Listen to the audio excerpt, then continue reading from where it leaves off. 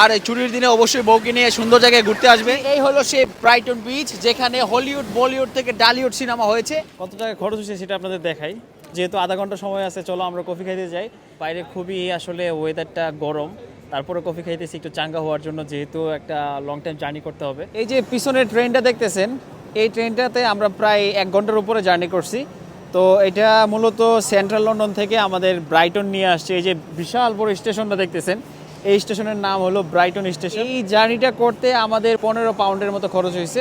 15 pound মানে বাংলাদেশি টাকায় প্রায় 2 থেকে 2,500 টাকা। বিচ এখান থেকে প্রায় 10 মিনিট হাঁটার দূরত্ব। তারপরে আমরা বিচে গিয়ে আপনাদের সাথে সরাসরি দেখা। আমরা মাত্রই বিচে এখন আসলাম। এখান থেকে আসার পরে আমরা ডিসিশন নিলাম যে পানিতে নামার আগে আমাদের একটা প্রিপারেশনের দরকার আছে।